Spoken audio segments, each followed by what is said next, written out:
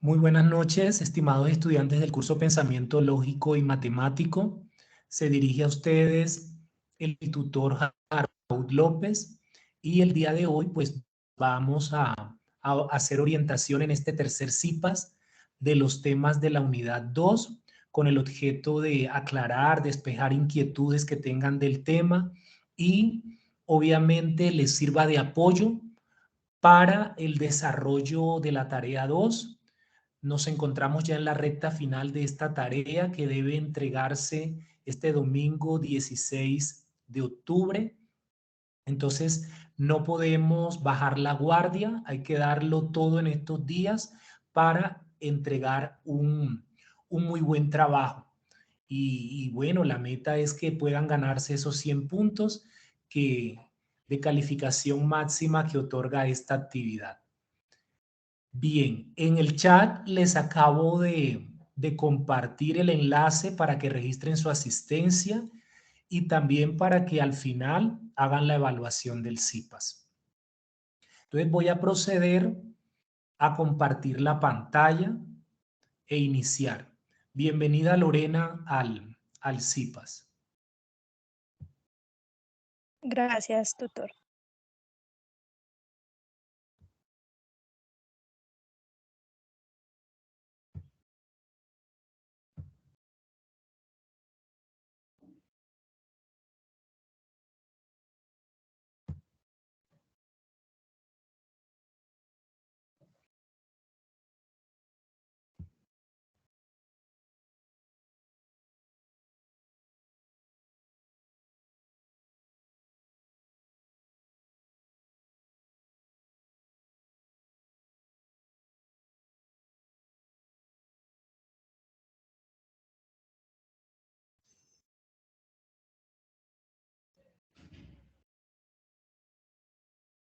¿Me confirman cuando ya estén bien visualizando la presentación? Sí, señor.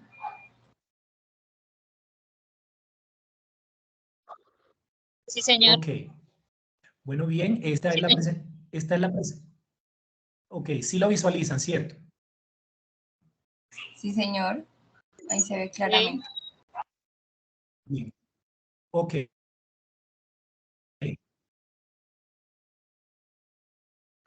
Bueno, entonces vamos a dar inicio.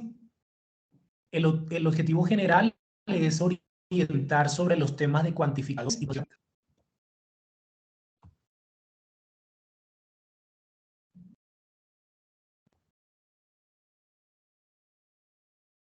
estos son los temas que vamos a tratar de orientar: cuantificadores, proposiciones categóricas, simbología y diagrama para proposiciones categóricas, proposiciones contradictorias y razón deductiva.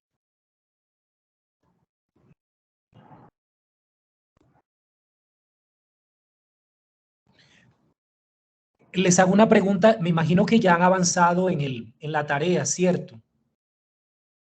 Sí, señor. Han avanzado en el desarrollo.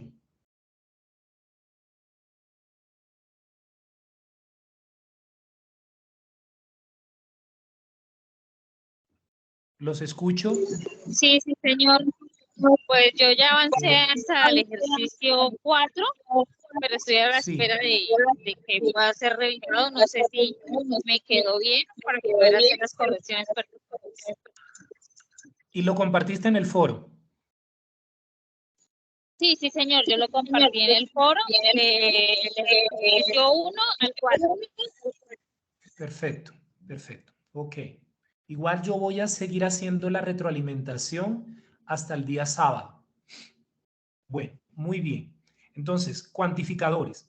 ¿Qué es un cuantificador?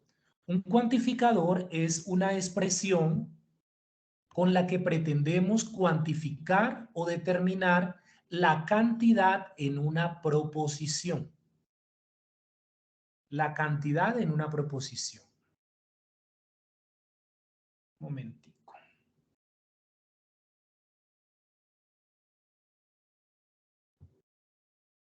Bien. ¿cuáles son las expresiones más utilizadas para escribir los cuantificadores?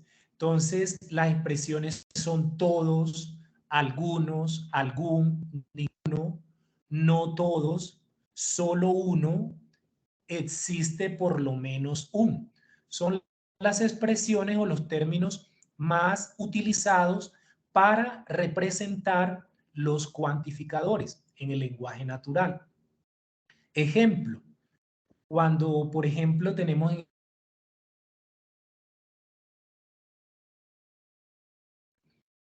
entonces acá el cuantificador es todos.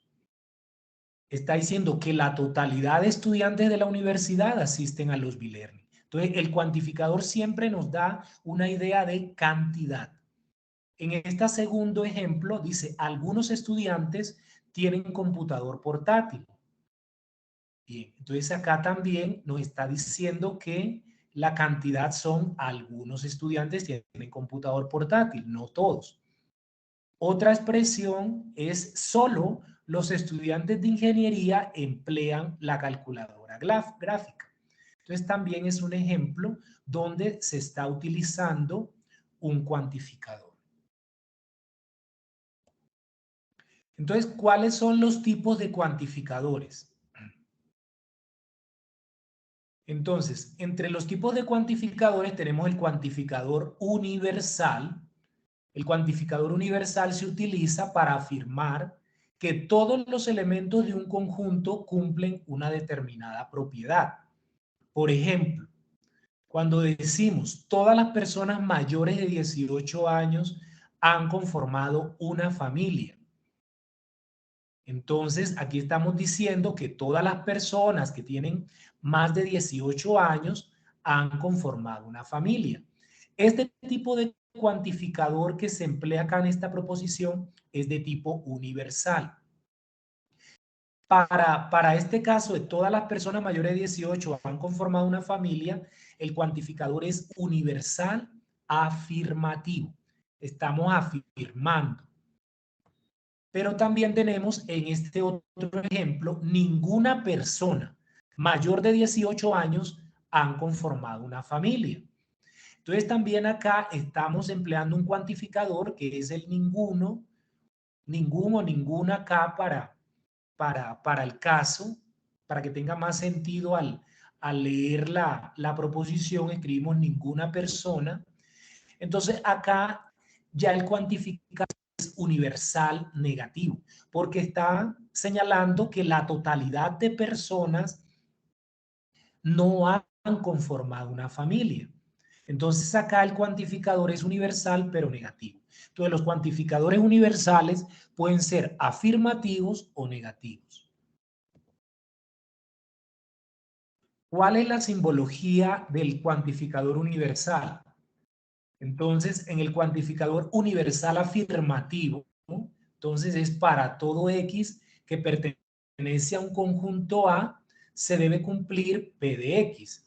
Esto significa para todo X se cumple P de X. ¿Qué sería acá, de acuerdo al ejemplo? Cuando decimos todas las personas mayores de 18 años han conformado una familia. Es decir, aquí para todo X, el X representa a las personas mayores de 18 años. Entonces, ¿deben cumplir qué cosa? Deben cumplir que han conformado una familia. Eso sería la parte del P de X. Entonces, para todo X es las personas mayores de 18 años, tal que esos X, o sea, tal que esas personas han conformado una familia.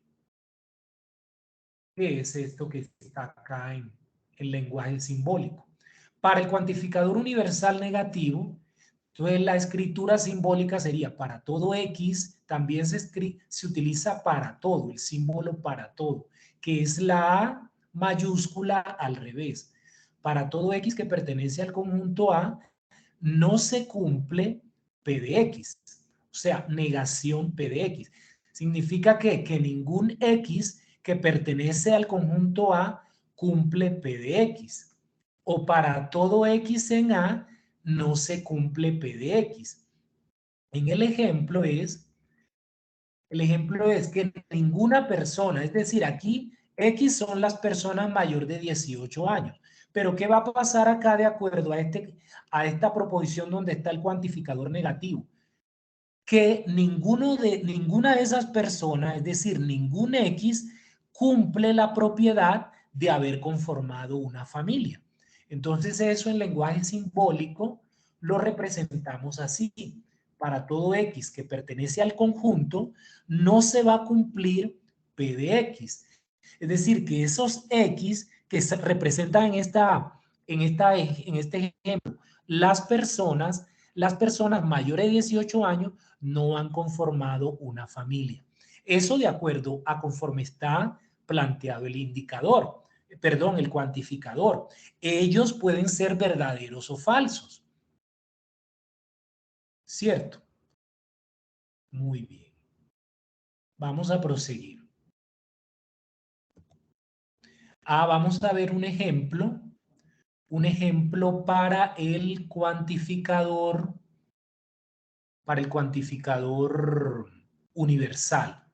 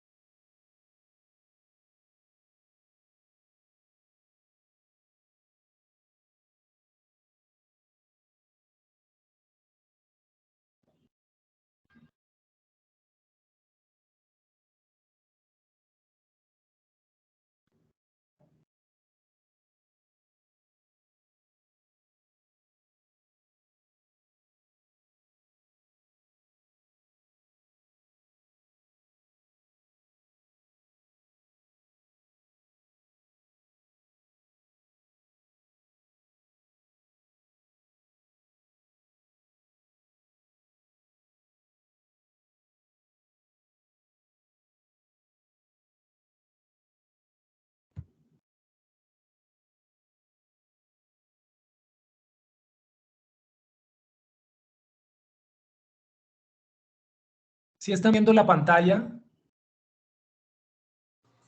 Sí, señor, de simbología, cuantificador universal.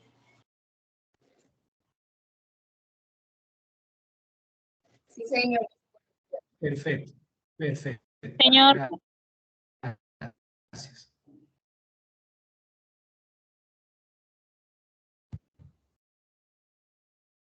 Dígame.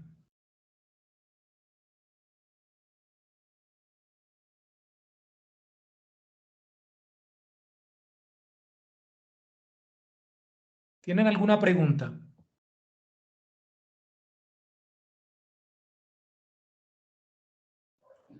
Bueno, bien, entonces vamos a proseguir con el ejemplo.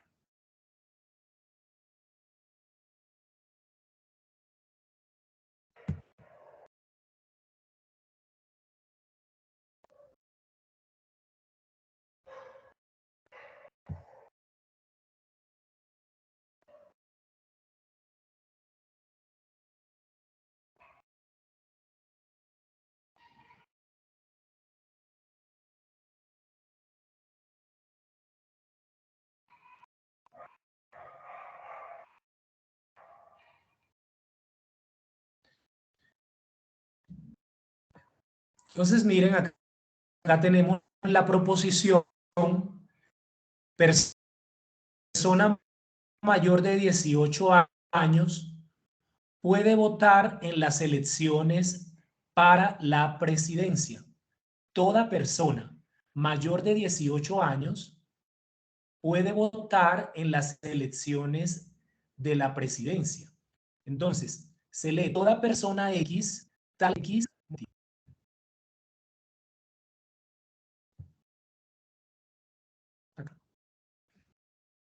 Dice, 18 puede votar en las elecciones para la presidencia. Entonces, eso se lee toda persona X tal que X pueden votar en las elecciones para la presidencia. ¿Cómo lo simbolizamos? Para todo X que pertenece a U son el conjunto de las personas mayores de 18 años. Entonces, tal que X, o sea, las personas pueden votar en las elecciones para la presidencia. Este sería un ejemplo de cuantificador universal afirmativo.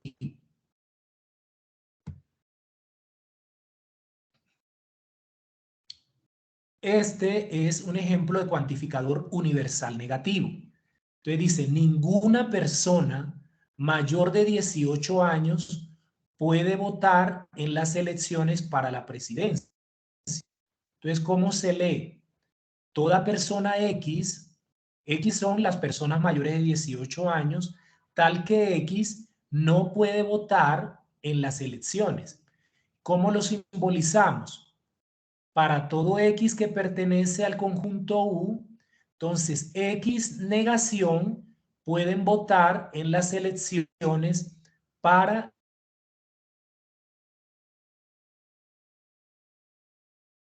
esta sería la escritura para el cuantificador. Eso lo tienen ustedes que hacer en el problema 1 de la tarea 2. En ese ejercicio se les dan dos proposiciones. Ustedes tienen que escoger para las dos proposiciones el cuantificador que permita que las proposiciones sean verdaderas. En este caso, a ustedes de la tarea les toca contextualizarse en la situación de la universidad, porque tienen que ver como con la universidad, con nuestra universidad, la UNAD. Entonces, hay que escogerlos de tal manera que resulten verdaderas. Luego de eso, hay que escribirlos en forma simbólica y por último, cada una de esas proposiciones, clasificar qué cuantificador es el que se está utilizando.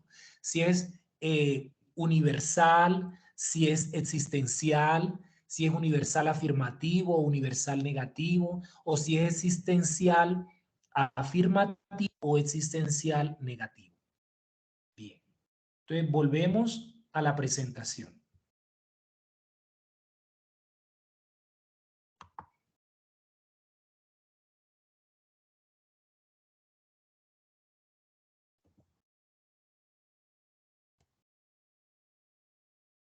¿Están visualizando nuevamente la presentación en PowerPoint?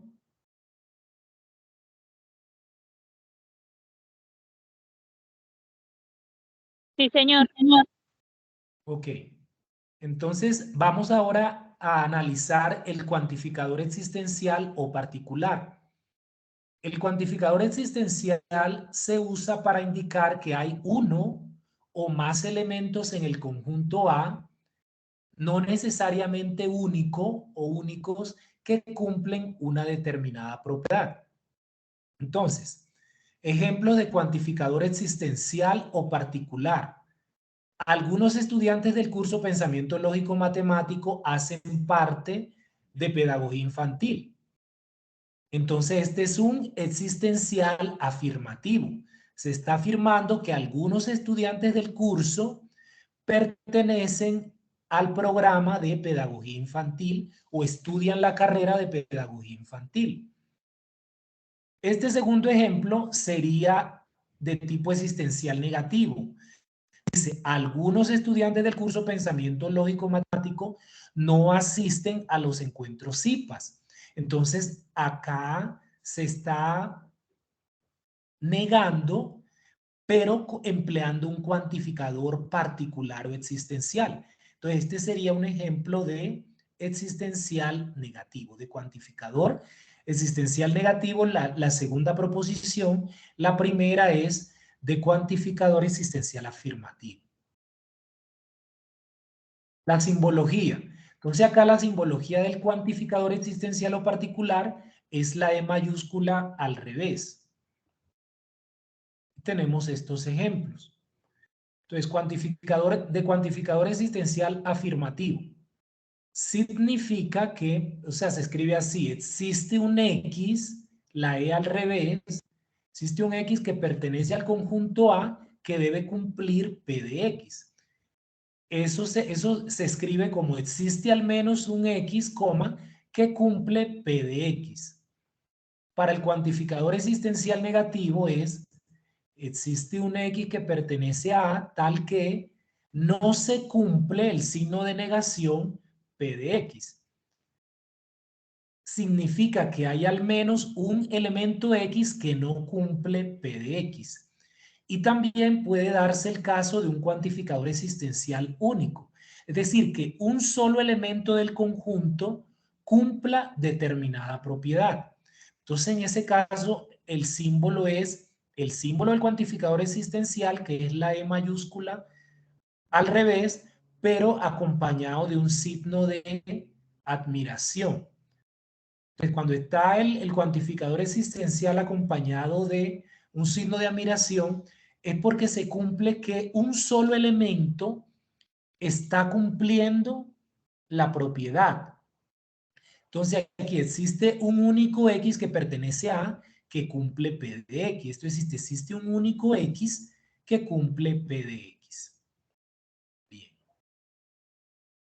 Vamos a ver este otro ejemplo.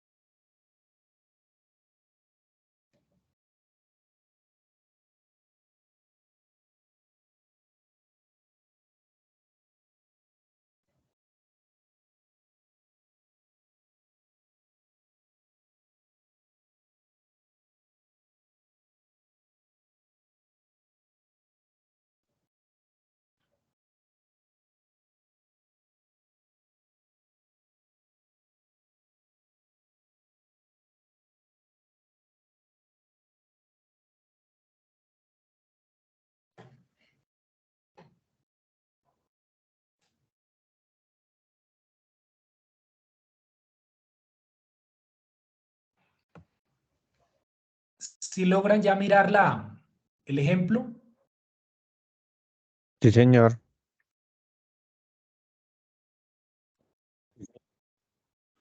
Sí, señor. Ok, Sí, señor. gracias.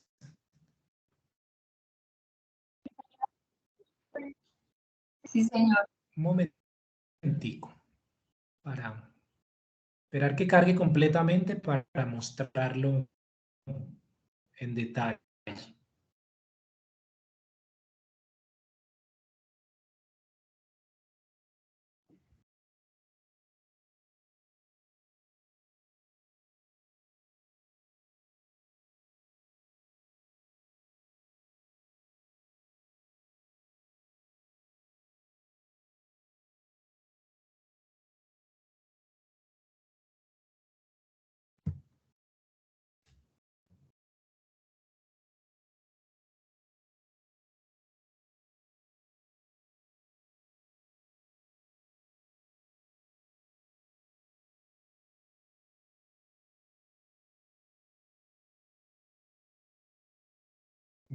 Bien. Entonces, el cuantificador existencial afirmativo. Ya les había comentado, el símbolo es la E mayúscula al revés. Entonces, tenemos esta proposición. Algunos estudiantes del curso Pensamiento Lógico Matemático estudian ingeniería de sistemas. Entonces, aquí el ejemplo es cuantificador existencial afirmativo. Ese sí, ¿por qué? No se está hablando de total, sino de algunos. Y el caso es afirmativo porque estamos afirmando que algunos estudiantes del curso de pensamiento lógico estudian ingeniería de sistemas. Entonces, es un estudiante X del curso de matemático, tal que ese estudiante estudia sistemas. Y los estudiantes del pensamiento lógico, tal que deben estudiar ingeniería de sistemas. Entonces, esa sería la manera de representarlo simbólicamente.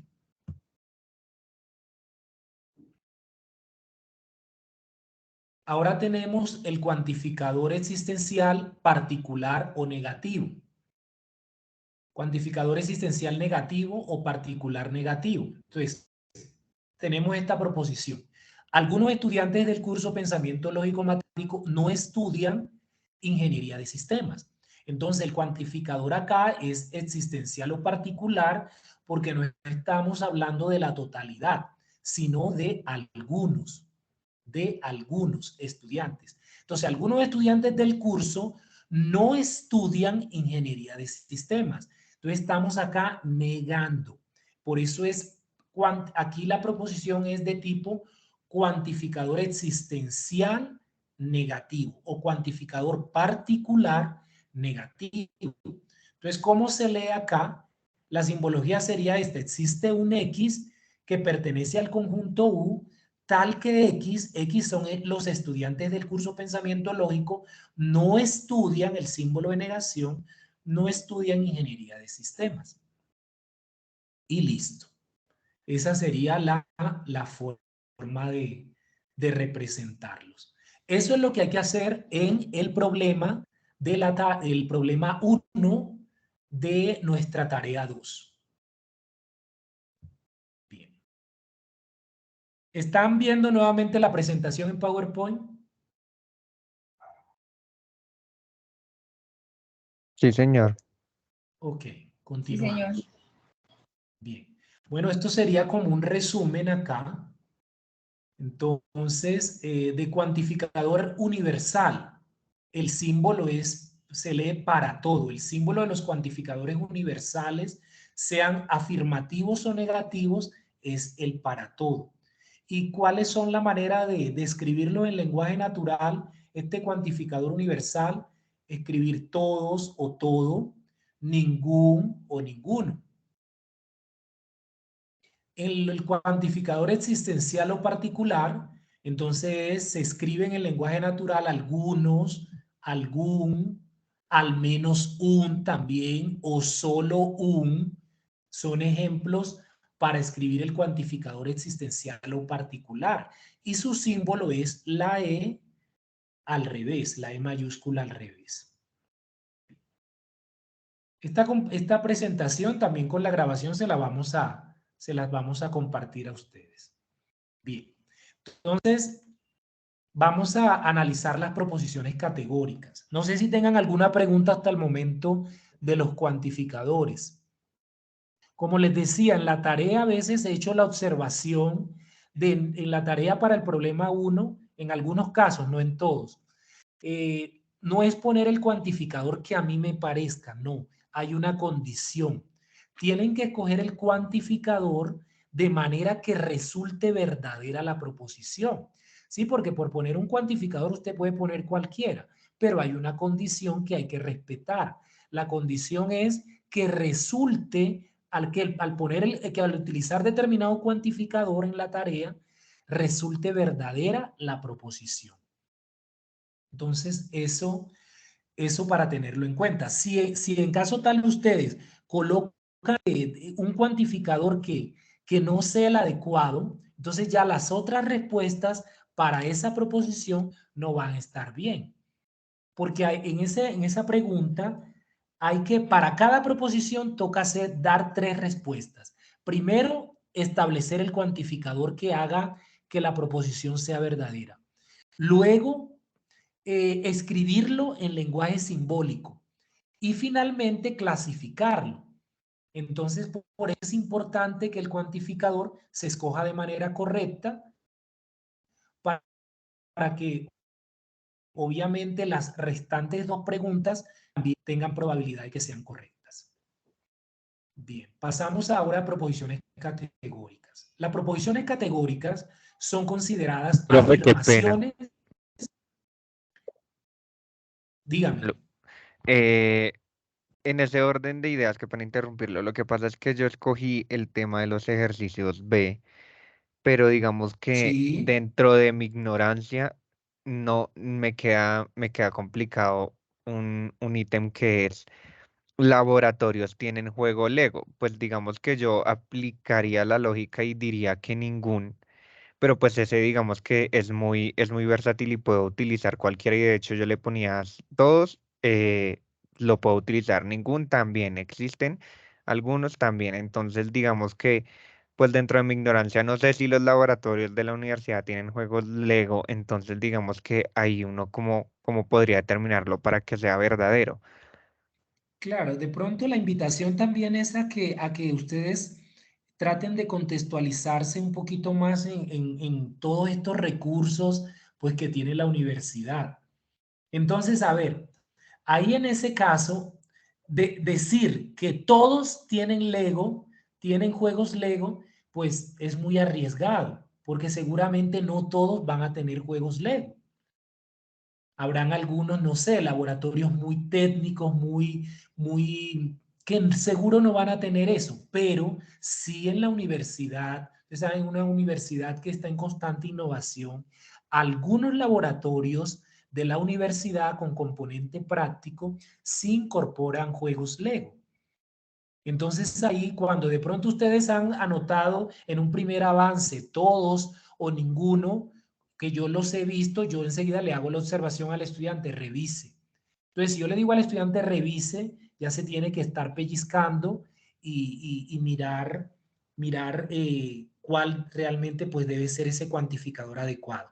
Pero en la universidad, sí, la realidad es que no todos los laboratorios, pero algunos sí incorporan ese tipo de juegos Lego.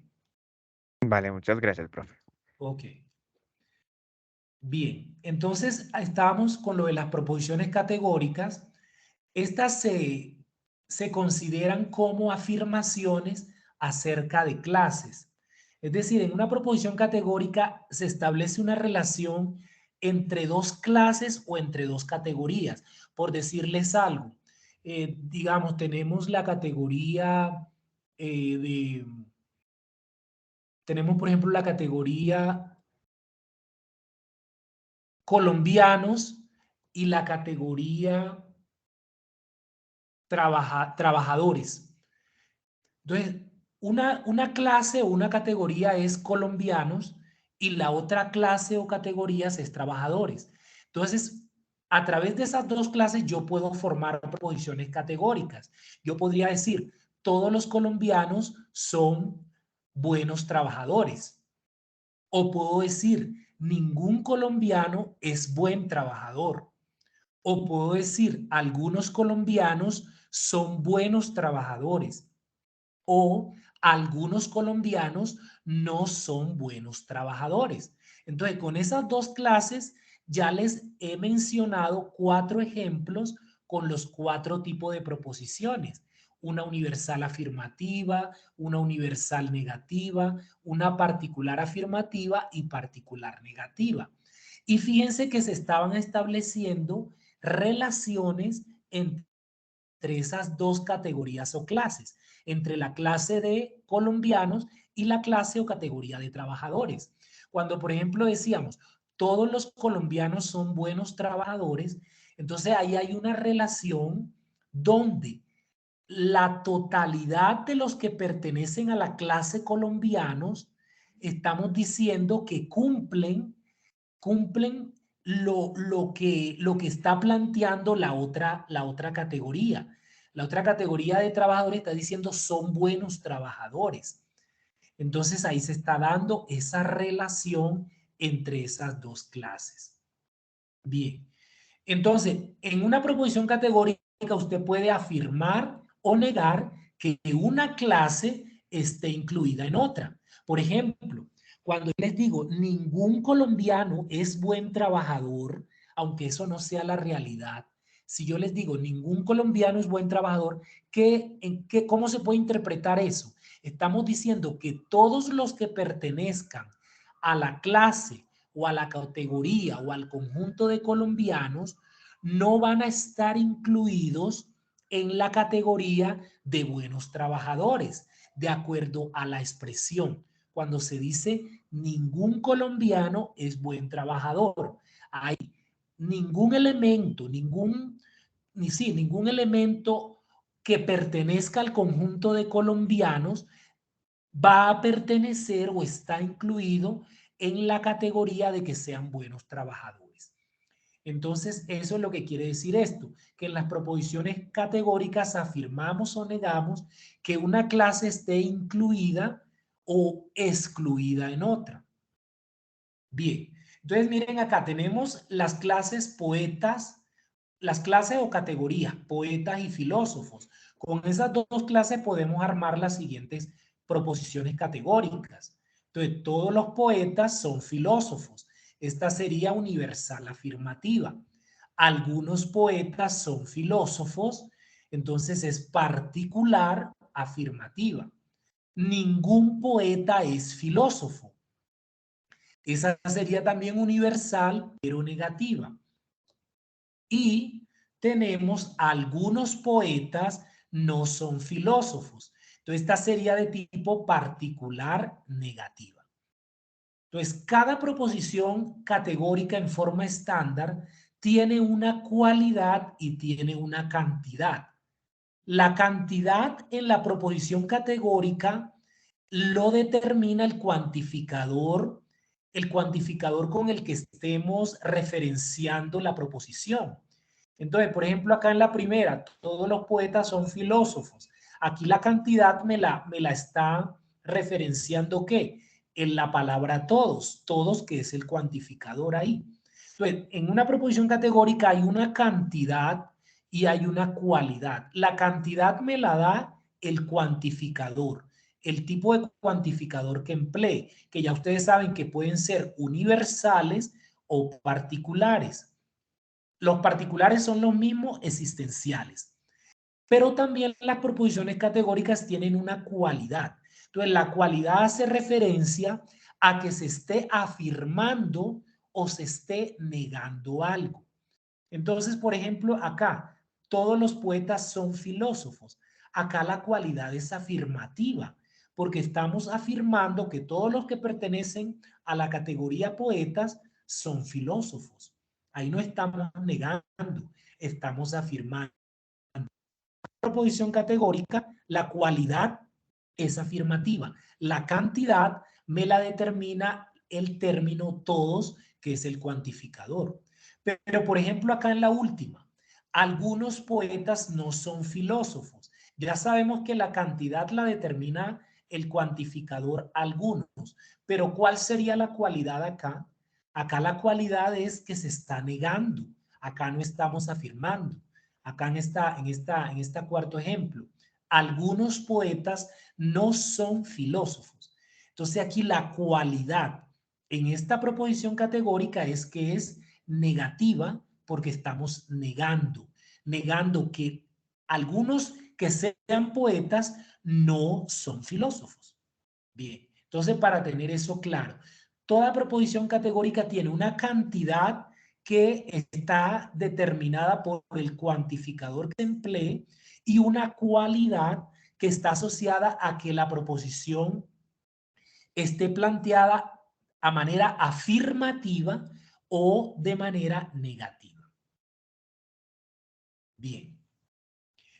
Entonces hay 4 tipos esenciales de proposiciones categóricas. Tenemos la universal afirmativa, que la asociamos con la letra A mayúscula. La universal negativa, que la asociamos con la letra E mayúscula. La particular afirmativa la asociamos con la letra I mayúscula. Y la particular negativa, que la asociamos con la letra O. A ver, estas letras, pero ubicándonos en el problema 3. Recuerden ustedes que en el problema 3 de nuestra tarea 2, toca en el cuadro de oposición de las proposiciones categóricas, nos toca primero, nos dan 2 proposiciones en ese problema 3. Entonces, cada estudiante para esas 2 proposiciones en el problema 3 tiene que detallar los términos en la proposición categórica. Es decir, cuál es el sujeto en la proposición, cuál es cuál es el cuantificador, cuál es el sujeto, cuál es la cópula y cuál es el predicado. Y dependiendo de las características que nos den, si es universal afirmativa, universal negativa o particular afirmativa o negativa, nos toca clasificarlas de acuerdo a estas letras. Y después estas letras son las que vamos a llevarlas a un cuadro de oposición Y en ese cuadro de oposición, dependiendo de si las proposiciones, por ejemplo, son tipo A con tipo I, entonces se va a establecer una relación entre las dos, que de pronto puede ser que sean contradictorias o pueden ser proposiciones contrarias, pueden ser proposiciones subcontrarias o pueden ser proposiciones subalternas. Eso hay que hacerlo en el problema 3. Bien. Entonces, a ver. Ya esto ya lo habíamos visto, es el mismo ejemplo de los tipos de proposiciones que pueden formarse con las categorías poetas y filósofos. Entonces, esta es la universal afirmativa, tenemos la universal negativa, la particular afirmativa y la particular negativa. A ver, ¿cuál es el cuantificador acá en la primera? El cuantificador, díganme a ver cuál es el cuantificador acá en la primera. Todos los poetas son filósofos. ¿Cuál es el cuantificador? Los escucho. Todos. Todos. ¿Cuál sería el sujeto de esa proposición? Los poetas. Los poetas. El sujeto es la persona o las personas, el animal o los animales o las cosas. Eso es el sujeto. Entonces aquí el sujeto es los poetas. ¿Cuál es la cópula en esta proposición? ¿Cuál es la cópula? ¿Son filósofos? Son. Me concretan. ¿Cuál es la cópula? Son. Son, eso. La cópula siempre es el verbo. Tengan eso en cuenta. Si ustedes me escriben ahí en la cópula, son filósofos, no está del todo bien. No está bien porque la cópula en la proposición categórica se refiere al verbo. Al verbo. Ustedes saben, el verbo lo que te indica acción, que tú lo puedes conjugar en presente, pasado, futuro. Entonces, la cópula acá es son. ¿Y el predicado cuál sería entonces? Filósofos. Filósofos. El predicado en una oración es lo que se dice del sujeto. Entonces, ¿qué estamos diciendo acá del sujeto que son los poetas? Estamos diciendo que ¿qué? Que son filósofos. Entonces, aquí el predicado es filósofos. La cópula es el verbo son. Los poetas son el sujeto y todos es el cuantificador. Listo. Y entonces, para una proposición de esta naturaleza, la podemos clasificar como es universal afirmativa, la clasificamos tipo A. Se clasifica como tipo A. Bien. Cuando es universal negativa, yo la clasifico como tipo E. Si fuera particular afirmativa, la clasifico tipo I. Y cuando es particular negativa, la clasifico tipo O. Bien, pero entonces entre las proposiciones categóricas se pueden establecer unas relaciones. Esas relaciones entre las proposiciones van a conllevar a que las proposiciones sean de tipo contradictorias, es decir, proposiciones categóricas contradictorias o proposiciones categóricas contrarias o proposiciones categóricas subcontrarias o proposiciones categóricas subalternas. Entonces podemos encontrar esas relaciones entre dos proposiciones categóricas. Entonces, ¿qué va a pasar? Que cuando, por ejemplo, tenemos dos proposiciones categóricas y una está clasificada como tipo E y otra como tipo I, tipo E es que sea universal, que tengamos una universal negativa. Y tipo I es que tengamos una particular afirmativa. Entonces, cuando se da esa situación, que estamos analizando dos proposiciones categóricas y una es universal negativa y la otra es particular afirmativa, entonces la relación que se establece entre ellas es de contradicción. Entonces, un ejemplo, cuando por ejemplo decimos que la proposición P es ninguna universidad es virtual. Ninguna universidad es virtual. Entonces, esta es una proposición universal negativa. Yo la clasifico como tipo E. Aquí el coautor es ninguna, el sujeto es universidad, la cópula es el término es, que me representa el verbo, y el predicado es virtual. Entonces, esta es universal negativa, tipo E. Y tengo la proposición Q, algunas universidades son virtuales. Entonces, esta es particular afirmativa. Estoy diciendo que algunas universidades son virtuales.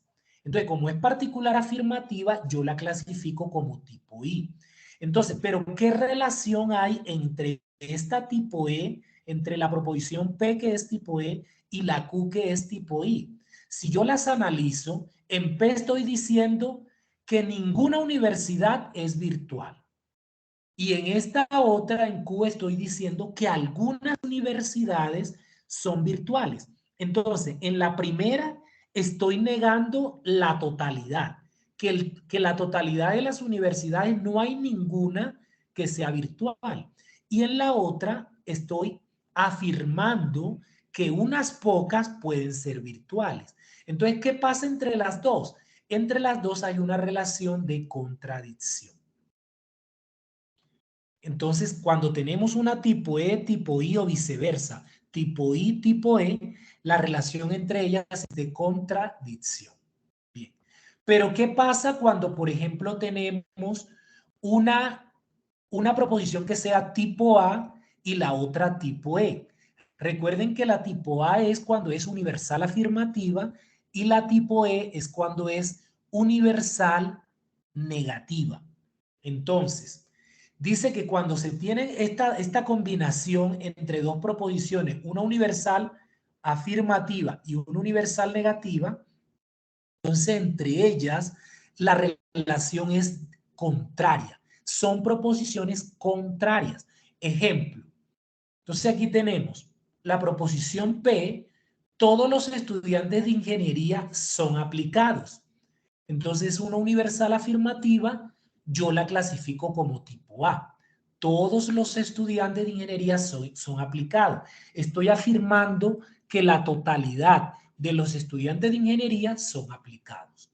Pero tengo una proposición Q que dice, ninguno de los estudiantes de ingeniería son aplicados. Entonces, esta es una universal negativa tipo E y es una universal que me está contrariando al 100% todo lo que se planteó con la proposición P.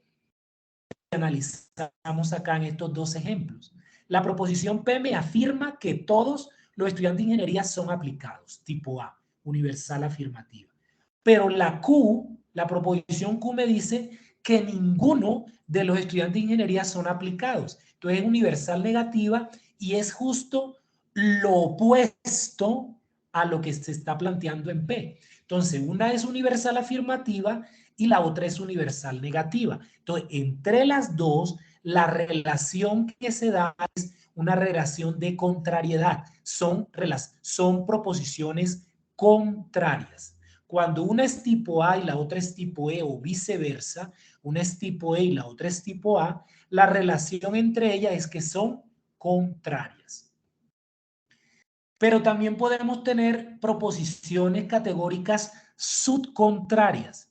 Las subcontrarias son aquellas cuando se da el caso que una proposición es tipo I es la particular afirmativa, y la tipo O que es particular negativa. Es decir, tienen que ser ambas particulares, una afirmativa y la otra negativa. Entonces, veamos el ejemplo. Por ejemplo, acá tenemos la proposición P. Algunos estudiantes de generación E tienen buen rendimiento académico. Entonces, esta es una particular afirmativa tipo I. Estoy diciendo que algunos estudiantes de la generación E tienen buen rendimiento académico. Entonces, particular afirmativa tipo I. Y tengo la proposición Q que me dice, algunos estudiantes de generación E no tienen buen rendimiento académico. Entonces, esta es particular negativa tipo O. Básicamente también acá Q está contrariando lo que está planteando P. Pero resulta que acá se está contrariando, pero se está contrariando a nivel no de la totalidad, sino a nivel de casos particulares, de unos cuantos casos, porque en ambas se está hablando que algunos estudiantes, en una se está afirmando algunos estudiantes generación E tienen buen rendimiento académico, en la otra se está negando el hecho de que unos pocos estudiantes o que algunos estudiantes de generación E no tienen buen rendimiento académico.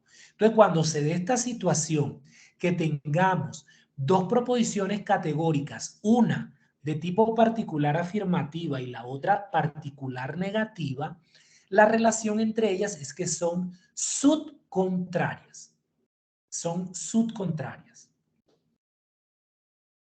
Y también podemos tener una relación entre proposiciones que se denomina subalternas. Y las subalternas es cuando se presenta la situación que tengamos, por ejemplo, una proposición universal afirmativa y una particular afirmativa.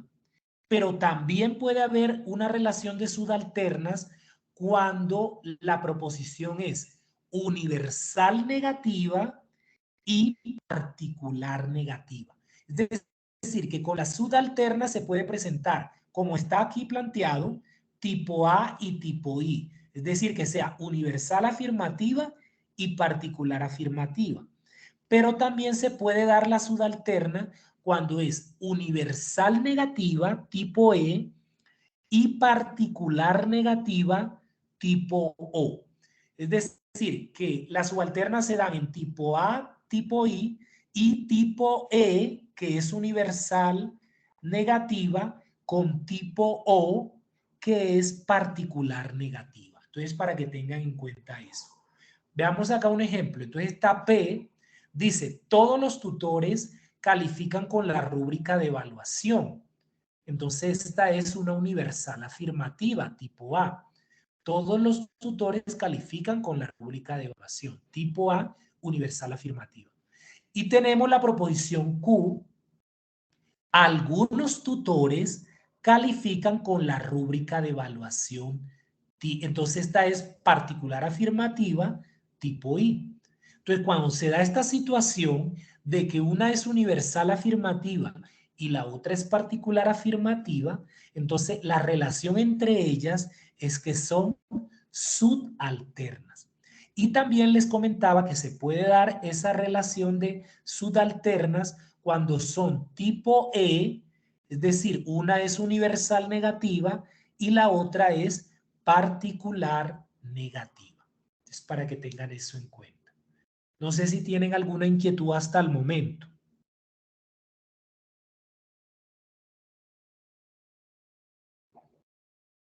Yo tengo una duda, profe. Dígame.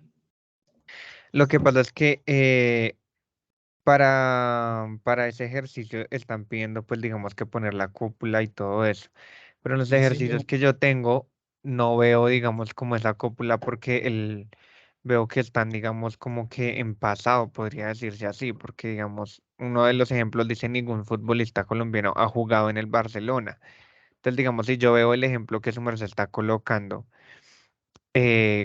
contra este ejercicio, pues digamos que no, ahí no puedo visualizar bien cuál sería la cópula. No sé si es que es ha jugado y ahí, pero el verbo, como le digo, pues es en pasado, entonces no sé si eso también influye. No tiene, discúlpame, ¿me regalas tu nombre? Juan David, Juan David. No, digamos, que no te paralice el hecho de que el verbo esté en pasado, esté en presente o esté en futuro.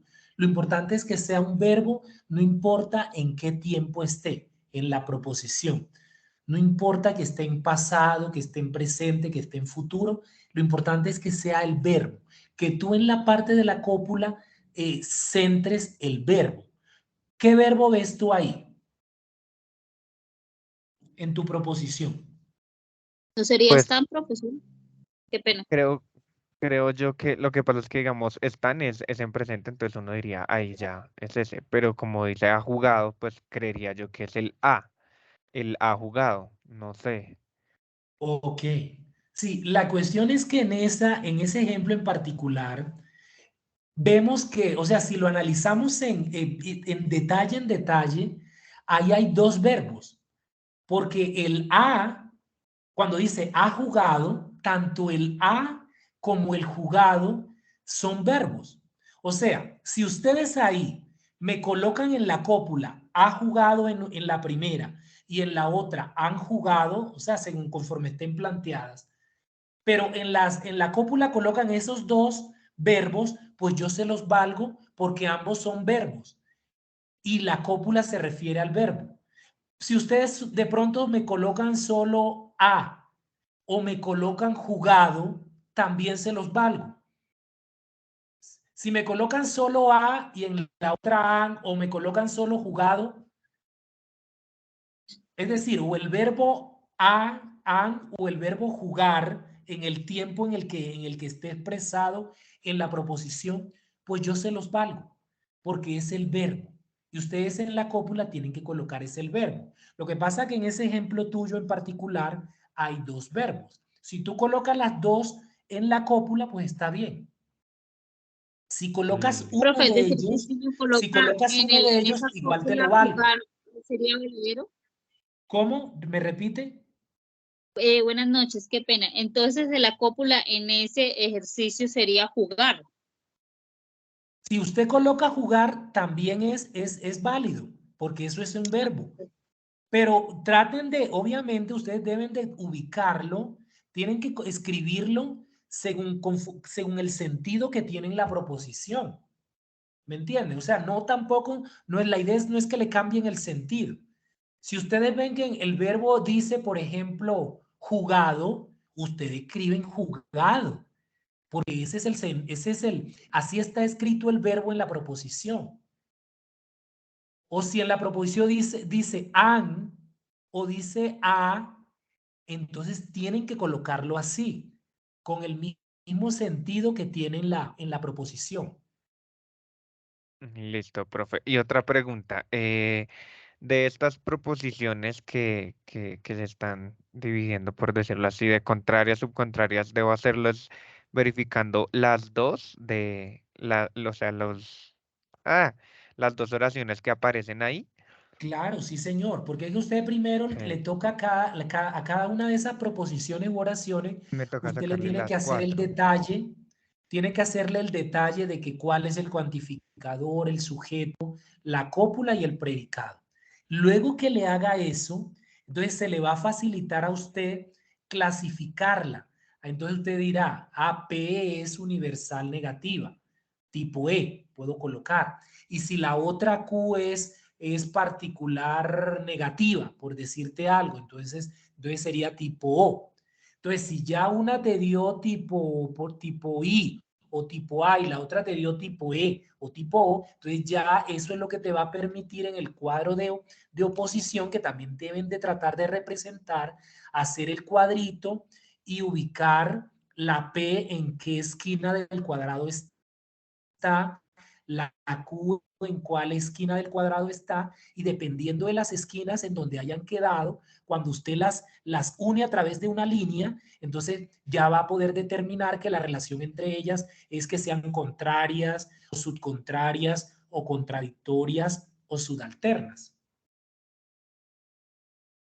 O Eso hay sea, que profe, hacerlo. que tengo esas dos oraciones, ¿sí? No tengo que, digamos, dividirlas para que me queden en las cuatro, o sea, en tipo A, tipo E, tipo I, tipo O, sino escoger cuál de esas cuatro encasillan esas dos, ¿sí? Y referente a eso, pues mirar si es o contraria o subalterna o Claro, X, ¿sí? así Ah, es. ok. Pero tienes que clasificarla de acuerdo a conforme están planteadas Según la oración, sí. según la oración como te la dan. Entonces tú así la planteas, la clasificas teniendo en cuenta que tipo A es que sea universal afirmativa, tipo E que sea universal negativa, tipo I particular afirmativa y tipo O particular negativa. Entonces, dependiendo de cómo están planteadas, usted las coloca en el detalle de cuantificador, cópula, sujeto, predicado, las clasifica y ya después sí, dependiendo de cómo les dieron, entonces las lleva en el cuadrito para que pueda concluir, bueno, la relación entre las dos es que son contrarias, o es que son subalternas, o es que son subcontrarias, etcétera. Sí. Eso hay que hacer. Listo, profe, gracias. Muy bien. ¿Alguna otra pregunta de esto? ¿O seguimos?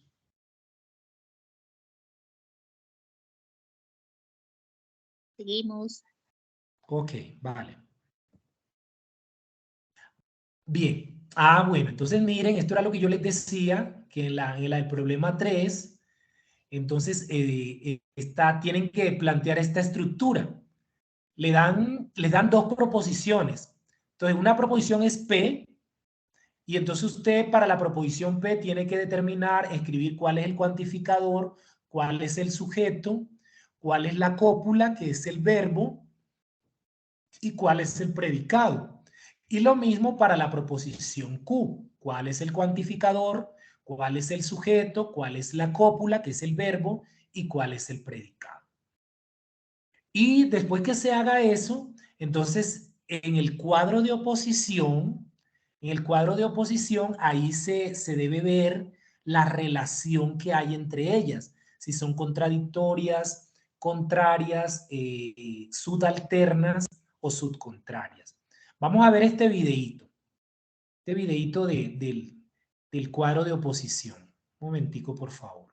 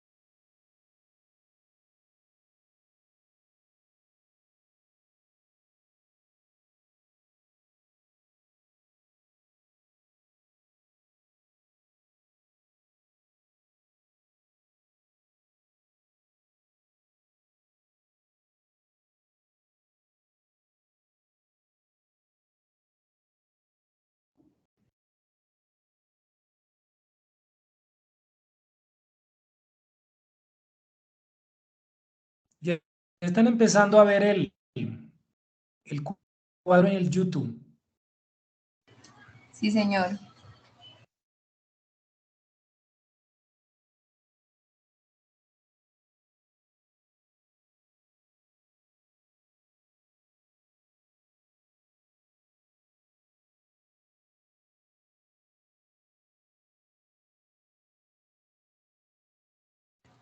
Tutor, una pregunta.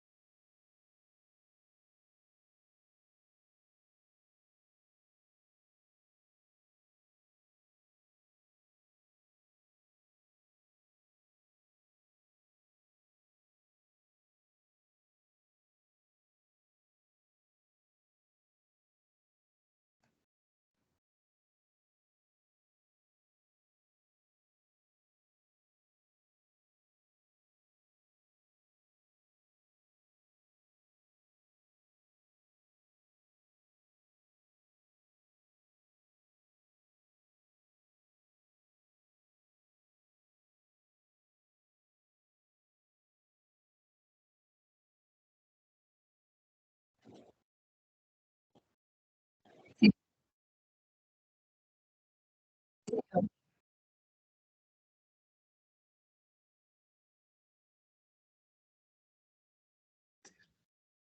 Esperemos que cargue un momentico.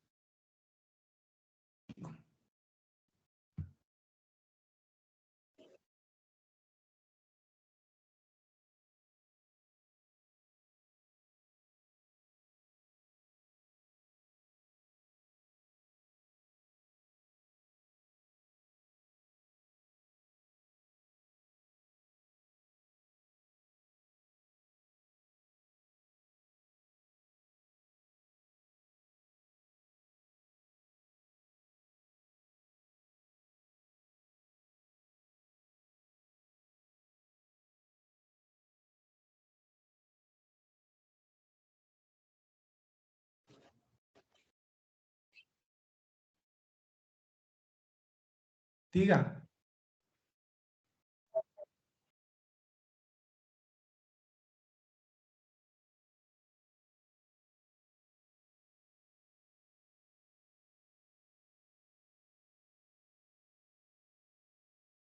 Dígame.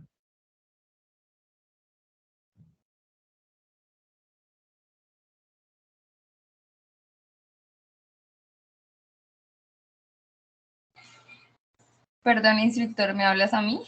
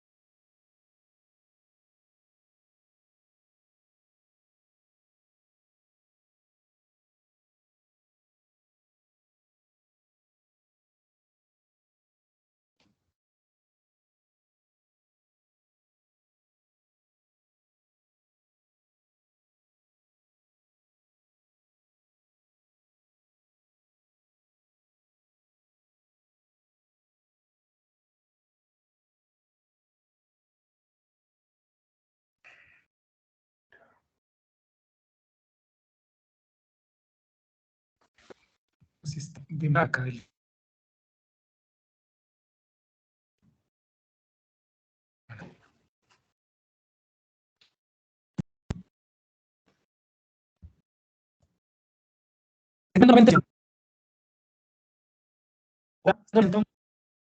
Sí, ¿cómo así me decía?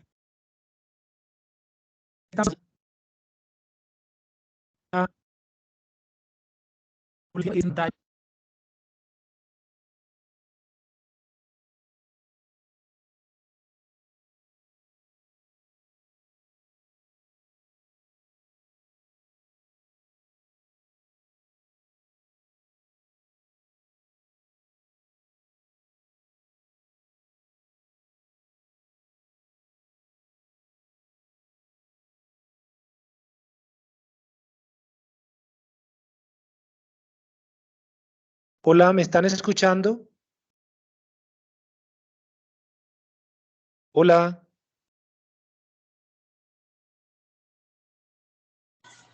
¿Ya escuchó Hola. bien? Ya, ahora sí.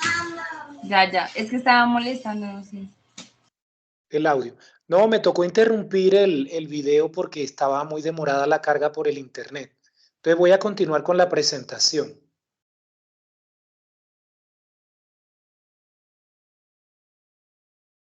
Sí, señor.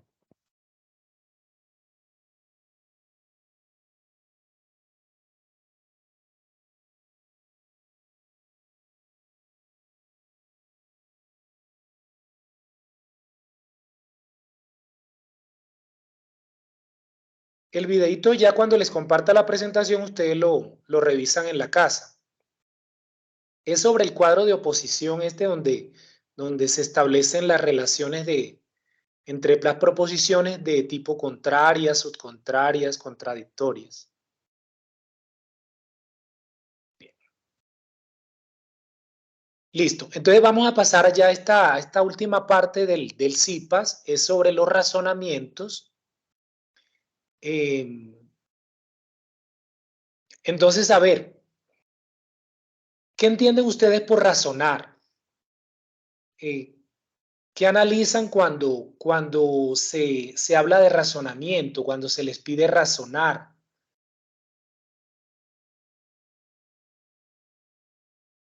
Cuando a veces decimos que tales se está haciendo un razonamiento inductivo, que se está haciendo un razonamiento deductivo, que se está infiriendo, eso tiene que ver con el razonamiento. ¿Qué piensan ustedes acerca del razonamiento? A ver, de razonar. Los escucho. ¿Alguno que quiera intervenir? ¿Cuándo sienten ustedes que están razonando? Como analizar alguna situación o sí, o Sí, verificar alguna cosa. sí. Es Usted, si como usted, si de usted la capacidad, analiza, ¿cómo? Disculpe, ¿me repite? no sé, qué pena, es como la capacidad que tiene el ser humano como de organizar sus ideas, no sé. Claro, sí, eso es. Y de hecho lo hacemos. Ustedes, todos nosotros los seres humanos razonamos.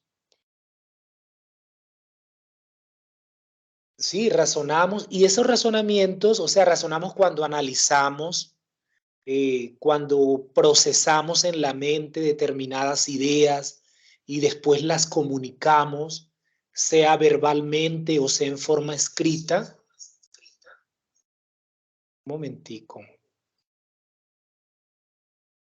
Tengo un retorno.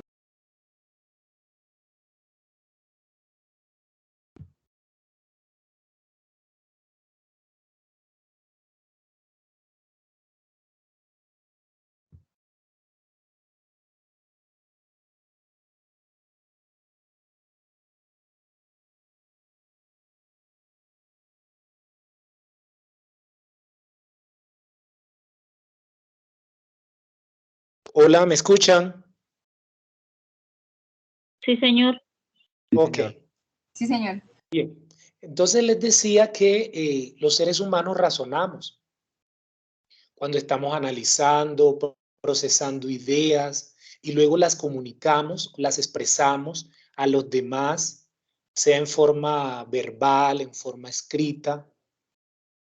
Y el razonamiento, digamos que es una habilidad del ser humano, una habilidad mental, pues de las más superiores. ¿Por qué? Porque implica el que usted tenga que analizar, tenga que hacer procesos de identificación, de clasificación, de comparación. Todo eso, digamos que todos esos procesos mentales pueden estar presentes cuando razonamos, sobre todo cuando tratamos de que ese razonamiento sea, digamos, lo más analítico o más completo posible, pues hacemos uso de otros subprocesos. ¿Para qué? Para que ese razonamiento pues sea digamos, efectivo para la situación en la cual nos encontremos, sea un problema, dilemas, situaciones difíciles que se nos pueden presentar en nuestra vida cotidiana, en el trabajo, etc. Entonces, esta habilidad mental de razonar nos ayuda en muchas situaciones. Y nosotros podemos razonar como seres humanos en forma deductiva o en forma inductiva. Entonces, vamos a ampliar más la presentación.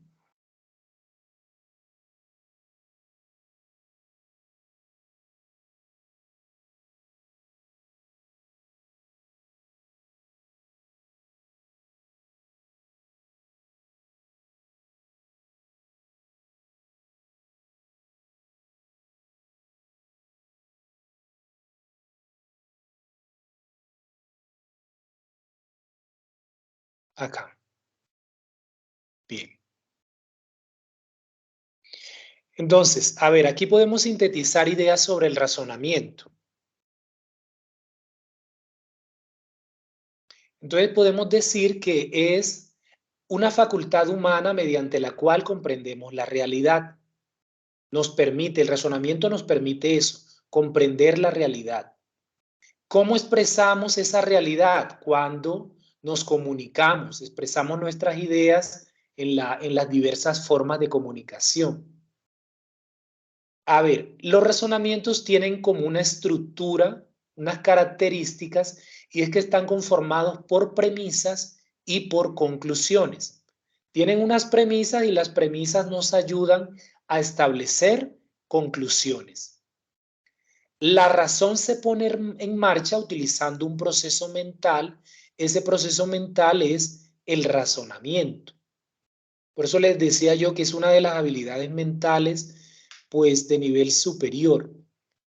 Implica la capacidad de utilizar de manera casi natural el cálculo, las cuantificaciones, las proposiciones o las hipótesis. Bien. Entonces, miren, hay dos formas de razonar. Una forma de razonar es la forma inductiva. Entonces, ¿qué característica tiene un razonamiento cuando lo hacemos en forma inductiva? Cuando partimos de lo particular a lo general. Es decir, se consideran varias experiencias o varios casos individuales o particulares y a partir de ellos extraemos una conclusión principal o extraemos una generalización. Cuando hacemos eso, estamos razonando inductivamente.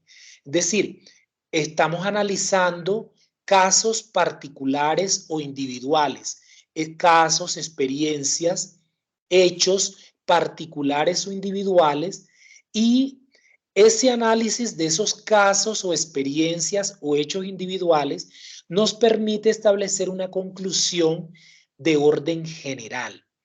A ver, esta conclusión que se obtiene o que se establece a través del razonamiento inductivo tiene la característica de que no es 100% segura, sino que es probable. Es una conclusión de tipo probable. Entonces, las conclusiones que establecemos por la vía del razonamiento inductivo son conclusiones con una probabilidad. Es decir, no podemos estar 100% seguros de que las premisas, de que a partir de las premisas la conclusión que se va a obtener sea verdadera siempre. No, eso no va a pasar con los razonamientos inductivos. A ver, los razonamientos inductivos son muy útiles y frecuentes en la ciencia y en la vida cotidiana. ¿Qué les digo? Por ejemplo, en la ciencia, en las ciencias sociales, también en las ciencias exactas, como la matemática, la física, la química y hasta en las ciencias sociales, se utiliza el razonamiento inductivo. De hecho, los grandes descubrimientos científicos, los hallazgos científicos se han encontrado empleando esta forma o este método de razonamiento, el método inductivo, el razonamiento inductivo.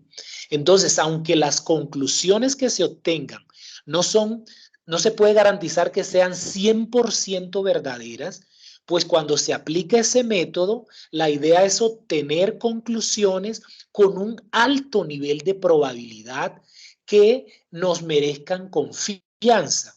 Entonces, es para que ustedes se formen una idea de la importancia también del razonar en forma inductiva y de los grandes logros, de los grandes hallazgos que se han obtenido en diversas áreas del conocimiento científico, social, en diversos ámbitos del conocimiento, empleando el método inductivo.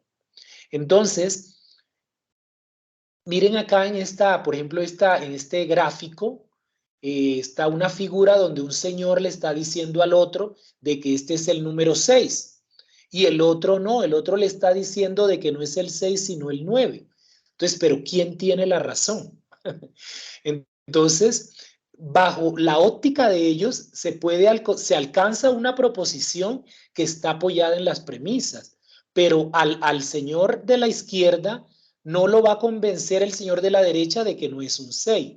Lo mismo que el señor de la derecha no se va a dejar de convencer del señor de la izquierda de que es un 9. Entonces, como para que se tenga en cuenta que eso pasa cuando los razonamientos son inductivos. No hay una certeza al 100% de la verdad de la conclusión. Bien, miren estos ejemplos acá. Estos ejemplos los compartimos cuando se trabajaron los B-Learning de la segunda unidad. Entonces aquí nos dice, por ejemplo, Falcao García es futbolista y estudia gestión deportiva en la UNAD. Luis Díaz es futbolista y estudia gestión deportiva en la UNAD. Entonces, todos los que estudian gestión deportiva son futbolistas. Es decir, aquí en este argumento o razonamiento hay dos premisas. Una primera premisa es que Falcao es futbolista y estudia gestión deportiva en la UNAD. Otra premisa es que Luis Díaz es futbolista y estudia gestión deportiva en la UNAD. Hay dos premisas. Y se establece la siguiente conclusión. Todos los que estudian gestión deportiva son futbolistas. Entonces miren ustedes que se parte de hechos particulares. Un hecho o experiencia particular o caso particular es que Falcao García es futbolista y que estudia gestión deportiva. Otro hecho particular o otro caso particular es que Luis Díaz también es futbolista y estudia gestión deportiva. Entonces, a partir de ese análisis, de esos dos casos particulares, entonces el método inductivo o el razonamiento inductivo trata de establecer una conclusión de tipo general. Entonces establece, todos los que estudian gestión deportiva son futbolistas. Entonces, esa es una forma de razonar inductivamente. Se parte de hechos particulares y se establece una conclusión de tipo general. Pero esa conclusión no se puede garantizar que sea 100% verdadera. ¿Por qué? Porque puede haber el hecho de que existan otras personas que estudien gestión deportiva, pero que no jueguen fútbol, que no sean futbolistas. Podrán de pronto estudiar gestión deportiva, pero les gusta el básquetbol, o les gusta el tenis, o les gusta el ciclismo, pero no el fútbol necesariamente.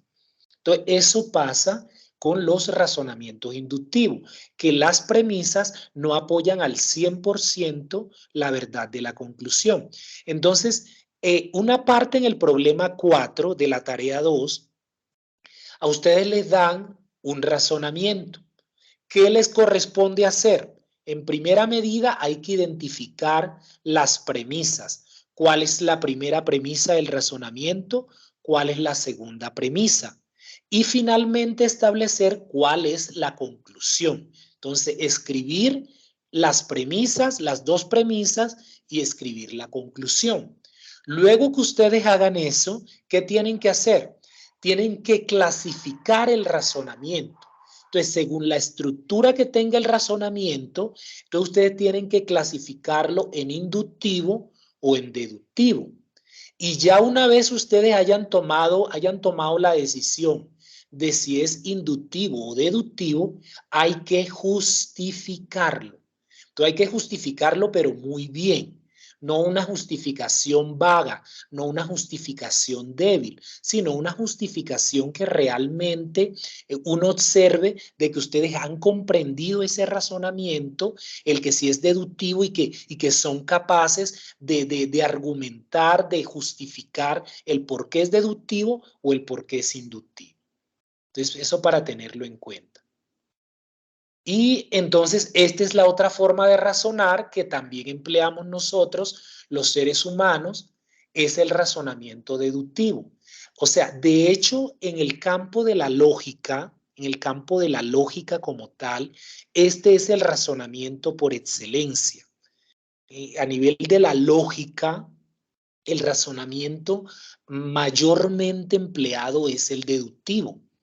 De pronto, si ustedes leen o consultan las biografías o un poco de historia acerca de los grandes filósofos, Aristóteles, Sócrates, ellos sus formas de razonar y de establecer silogismos, o sea, la forma de ellos de razonar por excelencia fue el razonamiento deductivo. Y a través del razonamiento deductivo lograron también, pues grandes, hicieron sus hallazgos, lograron encontrar y entender la realidad y hacer aportes significativos a nivel de conocimiento. Entonces, este es el razonamiento lógico por excelencia, el deductivo.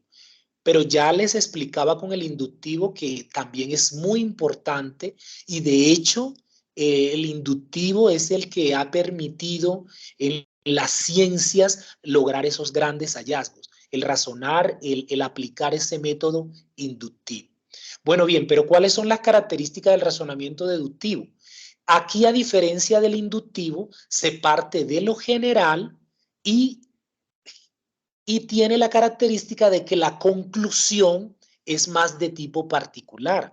Por eso opera y tiene unas características opuestas al inductivo. Aquí en el deductivo se parte de lo general hacia lo particular. La conclusión es de tipo específica, es de tipo particular. Entonces se parte de premisas generales y luego se obtiene una conclusión específica o particular. El razonamiento deductivo se utiliza para comprender fenómenos con base en las leyes o en los principios que los definen. Y tiene la característica también de que sus conclusiones se consideran válidas. Es decir, las conclusiones que se obtienen por el razonamiento deductivo, podemos estar 100% seguros de que son verdaderas. O sea, cuando el razonamiento está válidamente estructurado, está válidamente conformado, estructurado, planteado, podemos estar 100% seguros que las premisas apoyan la verdad de la conclusión y que la conclusión es verdadera. Eso pasa con los razonamientos deductivos. Miren que con el inductivo no. Con el inductivo, si bien podríamos tener una alta probabilidad de que la conclusión sea cierta, esa probabilidad nunca va a llegar al 100%. Podrá ser alta cuando la conclusión se obtiene por la vía del razonamiento inductivo. Podríamos obtener una conclusión con una probabilidad bastante alta de ser cierta, pero nunca, nunca, nunca al 100%. Pero esa verdad al 100% sí se obtiene cuando las conclusiones se establecen a partir del razonamiento deductivo. Entonces, acá, siempre que las premisas sean verdaderas y el proceso de razonamiento sea correcto, la conclusión del razonamiento deductivo se considera válida. Entonces, esa son las características esenciales para los razonamientos deductivos. Entonces, miremos este ejemplo. Entonces, este ejemplo, a ver. Dice, todos los lácteos aportan calcio. ¿Qué son los lácteos? La leche, el queso, la mantequilla, el yogur, son lácteos. Están elaborados a base de leche. Entonces, miren la primera premisa. Todos los lácteos aportan calcio. Es una premisa de orden general. Luego dice, el yogur es un lácteo. Por lo tanto, entonces ya a nivel de conclusión, el yogur aporta calcio al cuerpo humano. Entonces, esto es un razonamiento deductivo. Se parte de premisas generales y ya vamos llegando hasta establecer una conclusión de tipo específico o particular. Entonces, la primera premisa es todos los lácteos aportan calcio. Una segunda premisa dice el yogur es un lácteo.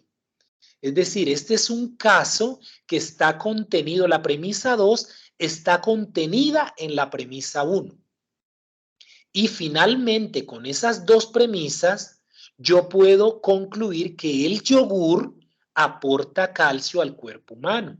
Y puedo estar al 100% seguro de que es así siempre y cuando la premisa 1 y la premisa 2 sean verdaderas. Si la premisa 1 y la premisa 2 son verdaderas, puedo estar por la vía del razonamiento deductivo, puedo estar 100% seguro que esta conclusión también será verdadera. Entonces aquí el razonamiento que se utiliza es el deductivo. Se parte de una generalidad y se establece una conclusión de tipo particular. No sé si tienen algunas inquietudes en esta última parte de los razonamientos. Los escucho, chicos.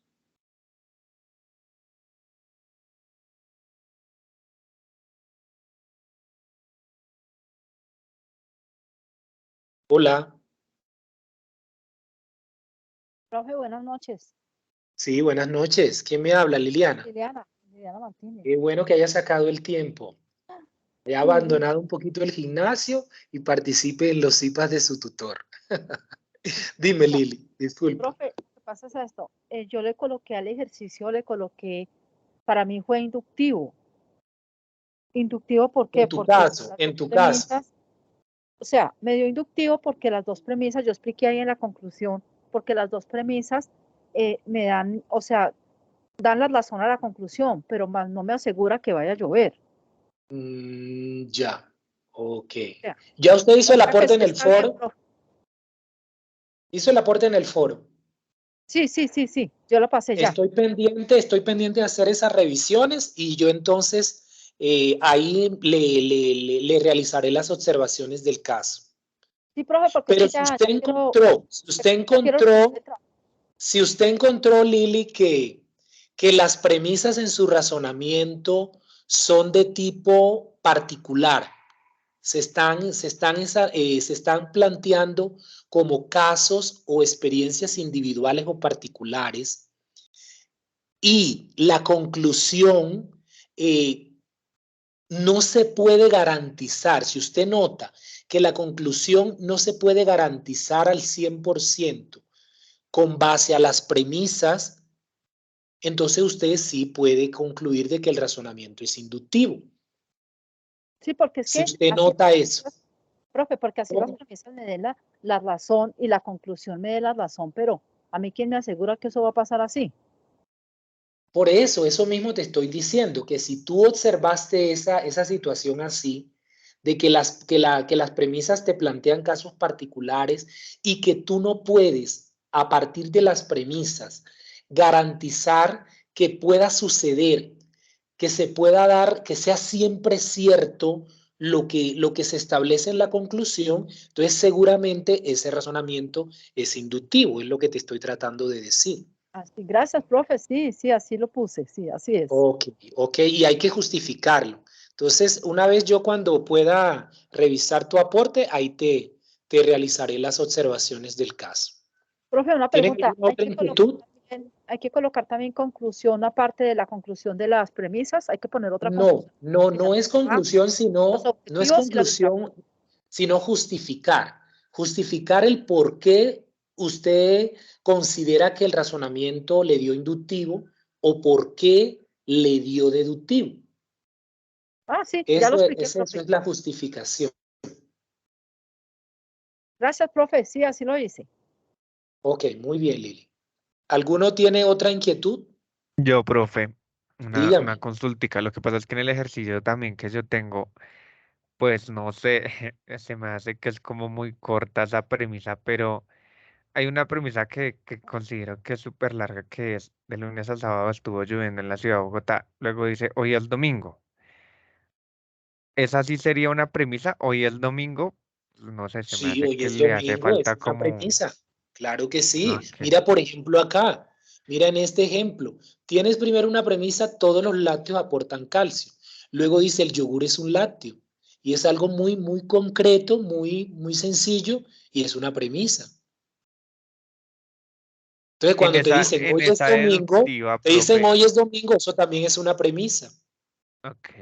En esa deductiva, sí o sí se debe garantizar que, digamos, la generalidad de la premisa uno arrastre la premisa 2, por decirlo así. Es que ahí es donde tú tienes que ver, tienes que analizar la situación. Tienes que analizar la situación. Si realmente esa otra premisa tiene que ver con la primera o si es otro caso particular. Es lo que tienen que analizar para poder clasificar el razonamiento. Tú tendrías que analizar si las dos premisas te están planteando hechos particulares diferentes, o si por el contrario, la segunda premisa se deriva o está contenida de una u otra manera en la primera. Por ejemplo, en los deductivos. Mira, en este caso acá, vuelvo y lo analizamos. La primera premisa te plantea todos los lácteos aportan calcio. Luego te dice la premisa 2, el yogur es un lácteo. Entonces, yo puedo analizar que la premisa 2, de una u otra manera,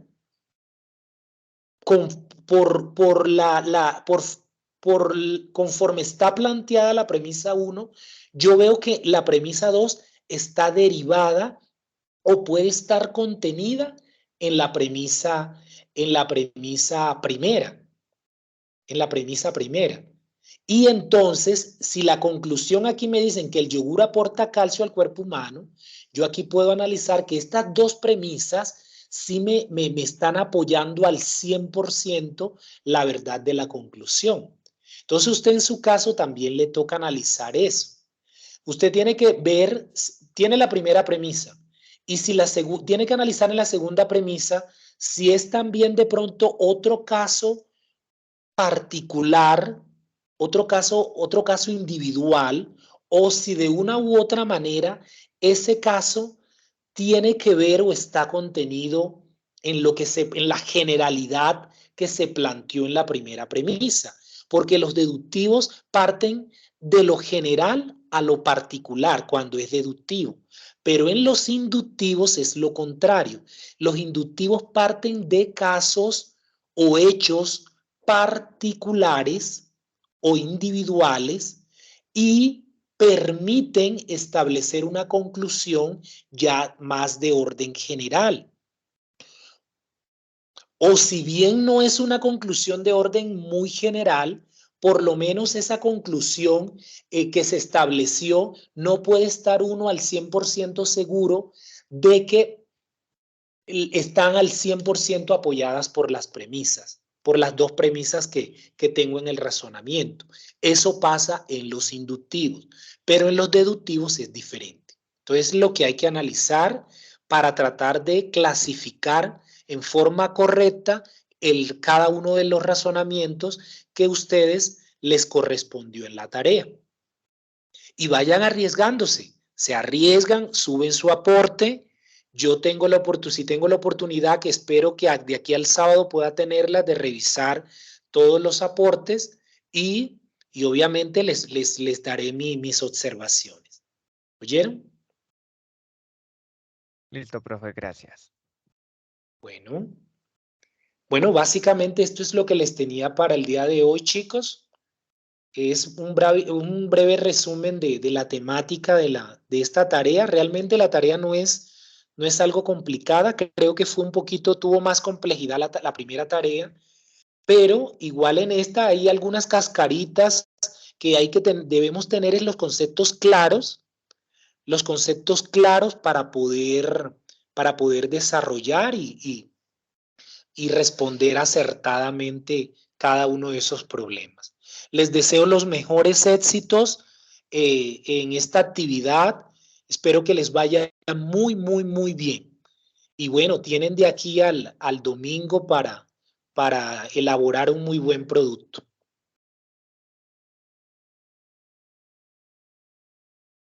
Entonces, chicos, muchas gracias. Quedo pendiente de compartirles la grabación de este CIPAS y la presentación también. Me disculpan, a veces se presentan fallas en el internet y los videos a veces no corren con la velocidad que uno quiere, pero bueno, son cositas que se pueden presentar. Sigo pendiente a cualquier inquietud de ustedes, sea en el foro de la tarea, por Skype. Entonces, agradecerles a quienes participaron, sacaron su tiempecito y participaron en este CIPAS.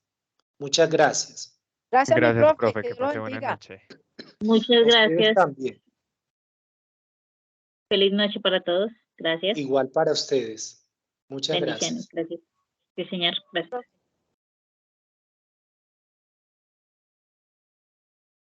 Por favor, no olviden en el chat registrar el enlace de asistencia y la evaluación del CIPAS. Gracias.